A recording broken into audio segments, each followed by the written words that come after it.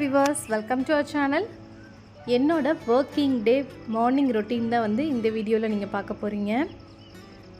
என்னோட ஒர்க்கிங் டே ரொட்டீனில் நான் ஃபாலோ பண்ணிகிட்ருக்க ஒரு சில டிப்ஸ் அண்ட் ட்ரிக்ஸ் தான் வந்து இந்த வீடியோவில் ஷேர் பண்ணியிருக்கேன். ஸோ கண்டிப்பாக யூஸ்ஃபுல்லாக இருக்கும். வீடியோ ஸ்கிப் பண்ணாமல் ஃபுல்லாக பாருங்கள். இன்றைக்கான டே எனக்கு வந்து 5:30க்கெலாம் வந்து ஸ்டார்ட் ஆகிடுச்சு. மார்னிங் எழுந்ததுமே ஃப்ரெஷ் ஆகிட்டு கிச்சனுக்குள்ளே க்ளீனான கிச்சன் பார்க்குறப்ப நம்மளுக்கு ரொம்ப ஒரு ப்ளசண்ட்டான ஃபீலிங் இருக்கும். இதுதான் ஃபர்ஸ்ட் டிப். முந்தின நாள் நைட்டே கிச்சன் க்ளீன் பண்ணிவிட்டு நம்ம தூங்கிட்டோம்னாலே பாதி வேலை வந்து நம்மளுக்கு அந்த ப்ரெஷர் இல்லாமல் இருக்கும். ஸோ நேற்று நைட்டே வந்து நான் மாவு ஆட்டி வச்சுருந்தேன். கருப்புளுந்து சேர்த்து ஆட்டி வச்சுருந்தேன், தோலோடு ஆட்டி வச்சுருந்தேன். ஸோ அது நல்லா புளிச்சு வந்திருந்தது. அதை 2 தனித்தனியான ஒரு பவுலுக்கு மாற்றிட்டு நம்ம ஃப்ரிட்ஜில் வேணுங்கிறத ஸ்டோர் பண்ணி வச்சிடலாம். மாவு இருந்துச்சு அப்படின்னாலே நமக்கு அந்த பிரேக்ஃபாஸ்ட்டுக்கும் டின்னருக்கும் பாதி டென்ஷன் இருக்காது. காலையில் நான் கிச்சனுக்குள்ளே வந்த உடனே ஃபஸ்ட்டு ஊற வைக்கிற ஐட்டம்லாம் ஊற வச்சுடுவேன். லஞ்சுக்கு தேவையான ரைஸ் எடுத்து அதை நல்லா க்ளீன் பண்ணிவிட்டு ஊற வச்சிட்டோன்னா அது தனியாக ஊறிட்டே இருக்கும். அந்த டைமில் அடுத்த வேலைகள் நம்ம பண்ணிகிட்டே இருக்கலாம். ஸோ அரிசியை ஊற வச்சுட்டு அடுத்து ஊற வைக்கிற ஐட்டம் புளி. ஸோ நம்ம குழம்புக்கு என்ன பிளான் பண்ணியிருக்கோமோ அதுக்கேற்ற மாதிரி புளியும் ஊற வச்சிட்டோம்னா அதுவும் வந்து ஊறிட்டே இருக்கும்.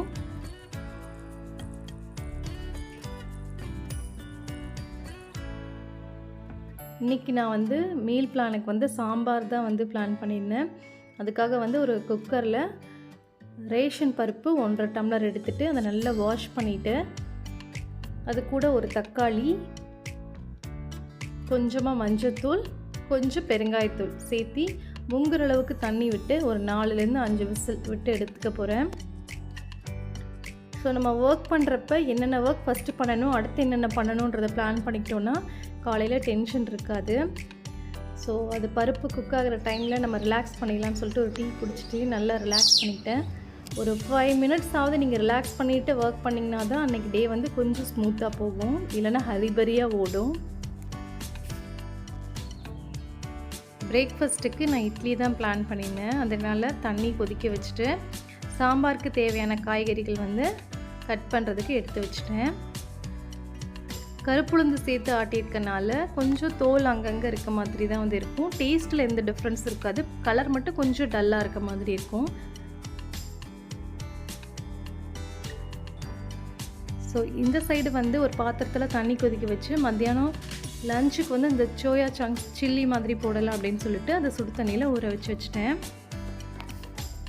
எப்போவுமே வெஜிடபிள்ஸ் கட் பண்ணுறப்பவும் சரி, வெங்காயம் கட் பண்ணுறப்பையும் சரி, ஒர்க்கிங் டேஸில் நம்ம அந்த க்ளீன் பண்ணி போடுற வேஸ்ட்டெல்லாம் ஒரு பாத்திரத்தில் கலெக்ட் பண்ணிகிட்டே வந்தோம் அப்படின்னா அந்த கவுண்டர் டாப் வந்து கொஞ்சம் நீட்டாக இருக்கும். ஸோ நமக்கு வந்து ரொம்ப டிஸ்டர்பிங்காக இருக்காது, இல்லைன்னா அந்த குப்பை ஒரு இடத்துல இருந்துகிட்டே இருக்கும், நமக்கு கிளம்ஸியாக அதுவே டென்ஷனாக இருக்கும். ஸோ வெஜிடபிள்ஸ் கட் பண்ணுற டைமில் இட்லியும் வந்துருச்சு. ஸோ தனித்தனியாக எடுத்து வச்சுட்டு அடுத்த இட்லியும் வந்து ஊற்றி எடுத்துடுறேன். பாருங்கள், இட்லி வந்து கொஞ்சம் கலர் டல்லாக இருக்க மாதிரி தான் இருக்கும் அந்த கருப்புளுந்தோடு ஆட்டிக்கனால, பட் ரொம்ப ஹெல்தி இது. இன்னொரு டிப், நம்ம ஒர்க்கிங் டேஸில் என்ன மீல் பிளான் பண்ணுறோன்றதை முந்தின நாளே பிளான் பண்ணிக்கிட்டோ தான் நெக்ஸ்ட் டே மார்னிங் ரிலாக்ஸ்டாக எல்லாத்தையும் பண்ண முடியும். நம்மளுக்கு வந்து ஒரு ஐடியா இருக்கும் அடுத்தடுத்து என்னென்ன ஒர்க் பண்ணலாம் அப்படின்றது. மார்னிங் தான் நம்ம பிளான் பண்ணோம் அப்படின்னா இப்போ என்ன செய்கிறது, அடுத்து என்ன செய்கிறதுன்ற மாதிரி டென்ஷன் ஆகிடும். மேக்ஸிமம் மார்னிங் வந்து நம்ம டென்ஷன் ஆகாமல் ஒர்க் பண்ணுறதுக்கு ட்ரை பண்ணால் தான் அந்த ஹோல் டே வந்து கொஞ்சம் ஸ்மூத்தாக போகும்.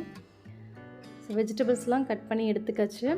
இப்போ அந்த நம்ம ஆல்ரெடி வேக வச்சுருந்த சாம்பாரும் விசில்லாம் அடங்கி நல்லா பருப்பு குழஞ்சி வந்துருச்சு. ஸோ பருப்பை நான் வந்து சாம்பாருக்கு கடைஞ்சி தான் எடுத்துக்குவேன்.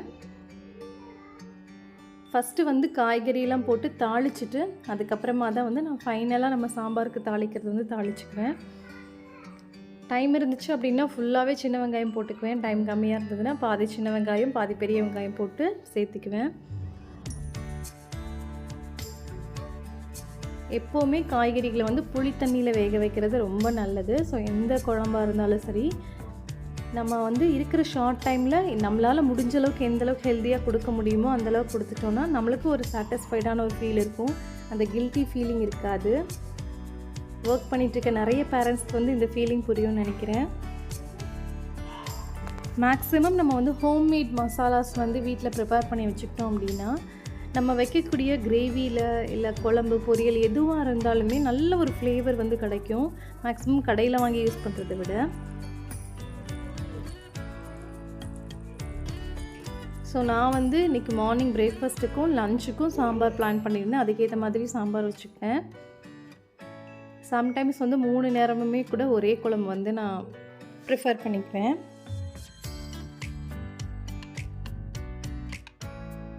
ஸோ சாம்பார் எப்போதுமே கொத்தமல்லி தழை சேர்த்து நல்லா நம்ம வந்து மிக்ஸ் பண்ணி அது கொதிக்கிறப்ப நம்ம போட்டோன்னா நல்ல ஒரு ஃப்ளேவர் கிடைக்கும். ஸோ முருங்கைக்காய் கொத்தமல்லிலாம் சேர்த்து நம்ம சாம்பார் வைக்கிறப்ப ரொம்ப வாசனையாகவும் இருக்கும், டேஸ்டியாகவும் இருக்கும். ஸோ சாம்பார் ஒரு சைடு கொதிச்சுட்டே இருக்கட்டும். இன்னொரு சைடு வந்து நல்லா ஊறி இருக்கிற அந்த சோயா சங்க்ஸ் வந்து நல்லா நான் வந்து புழிஞ்சு அந்த தண்ணியெல்லாம் எடுத்துகிட்டு ஒரு பாத்திரத்துக்கு வந்து மாற்றிக்கிறேன். ஜஸ்ட் இது ரொம்ப சிம்பிளாக தான் நான் வந்து செய்ய போகிறேன்.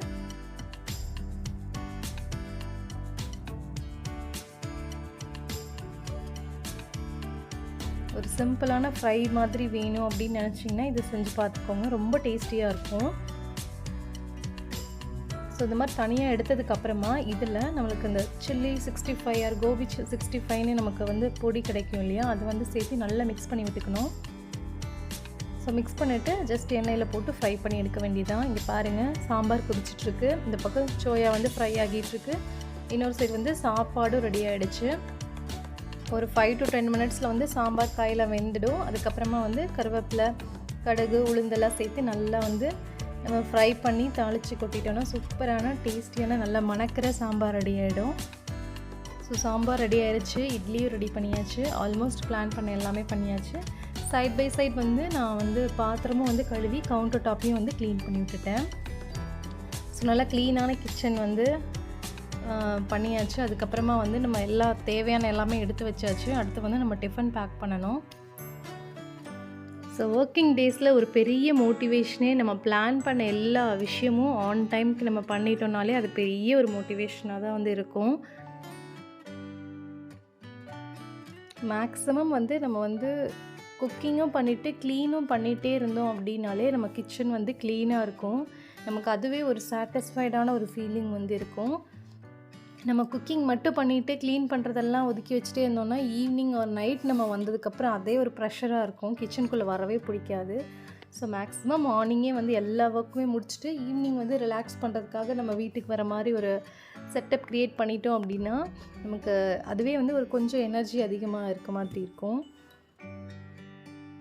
ஸோ மார்னிங் வந்து எல்லாமே எடுத்து வச்சாச்சு. அடுத்து நான் சைட்லேயே வந்துட்டு டிஃபனும் வந்து பேக் பண்ணிடுறேன். ஸோ டிஃபனும் பேக் பண்ணிவிட்டு அதுக்கப்புறமா நான் வந்து ரெடியாகி ஒர்க்குக்கு வந்து கிளம்ப வேண்டியது தான். ஸோ எனக்கு, என் பையனுக்கு, என் ஹஸ்பண்டுக்கு 3 பேருக்குமே வந்து லன்ச் வந்து பேக் பண்ணியாச்சு. ஸோ கண்டிப்பாக இந்த வீடியோ உங்களுக்கு பிடிச்சிருக்குன்னு நினைக்கிறேன். இந்த வீடியோ உங்களுக்கு பிடிச்சிச்சுன்னா லைக் பண்ணுங்கள். தேங்க்ஸ் ஃபார் வாட்சிங்.